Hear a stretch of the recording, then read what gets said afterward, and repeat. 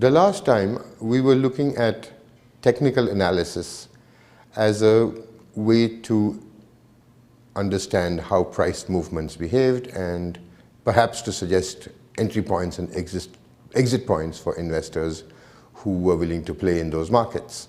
As I had told you then, and just to reiterate one other time, technical analysis has historical value to us as academics. It of course has immense practical value to people in financial markets even today who are fairly die-hard opponents of those methodologies.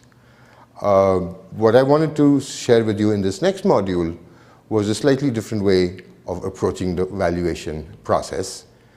This is known typically as fundamental valuation, and it relies upon the analysis of companies, of their financial statements, things that happen in their products, their markets, to their management, and hope that by a careful analysis of those kinds of that kind of information, investors might have a clue into what would become an investable equity.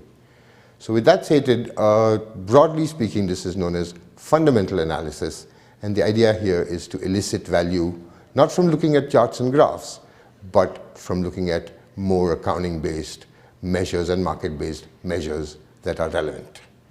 So let me start, as I have always done throughout this class, from the beginning and think in terms of what constitutes value. Many of you must be familiar with the notion of book value.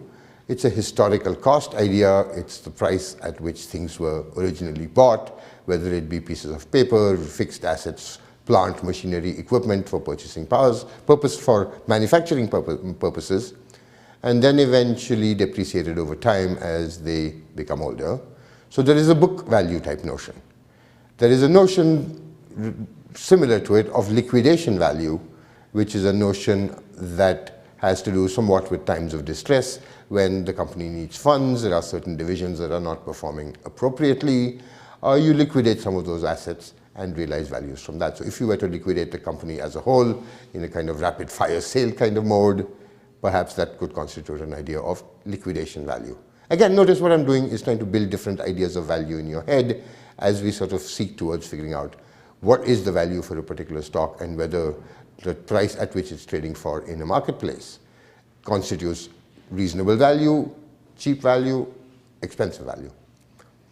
In these discussions, the third notion of value that crops up often is the notion of replacement value as well. And rather than look at historical cost or distress liquidation costs, let's look at what it would cost to replace the existing pool of assets that a company might be using to make productive things. The easiest way to kind of understand the replacement cost idea is to think in terms of, say, a car rental company whose asset base is pretty much a fleet of used cars. There is a secondary market where used car prices in many locations are very easily accessible. So if you have a fleet of 50,000 used cars, you can find that the market values of those 50,000 used cars, some with 20,000 miles driven, some that are relatively newer, some that are high-end, some that are low-end.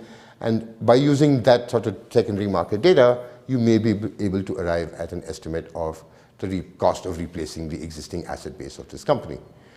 Why does this have any relevance? Of course, the argument would be that if the market value of the company as measured by its equity was trading below its replacement value, then it's an absolutely no-brainer decision, isn't it? You buy the assets, you buy the company at market value, turn around and sell it for the more expensive replacement value. But there again, to me, it's not a trading strategy that corporate trader types might exploit. It's to understand, is to bring to bear for you what the notion of valuation is all about.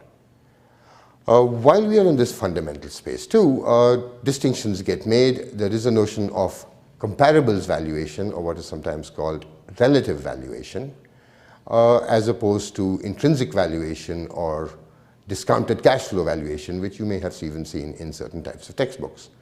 Comparables valuations is a valuation that practitioners, applied people on Wall Street tend to look in terms of, and perhaps the most classic way of thinking about comparables valuation is to look at a price-earnings ratio.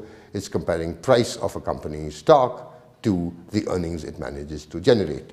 And a very iconic graph that tends to reflect the performance of the PE ratio over time for companies in the S&P 500 in the US. So in talking about fundamental valuation, it also seemed kind of appropriate that I move us to a different location. Where I'm doing this recording from is the Bloomberg lab at IIM Bangalore, and as you can see behind me, these are the screens of the Bloomberg lab. I don't mean this to be an advertisement for Bloomberg, but things like Bloomberg, like Thomson Reuters, are database providers that have access to immense volumes of financial data that assist you with financial analysis. Tools such as Thomson Reuters and Bloomberg provide pretty much sit on the desks of portfolio managers worldwide. I'm not showing you Bloomberg here, I'm just using the computers to show you my charts and graphs as I speak.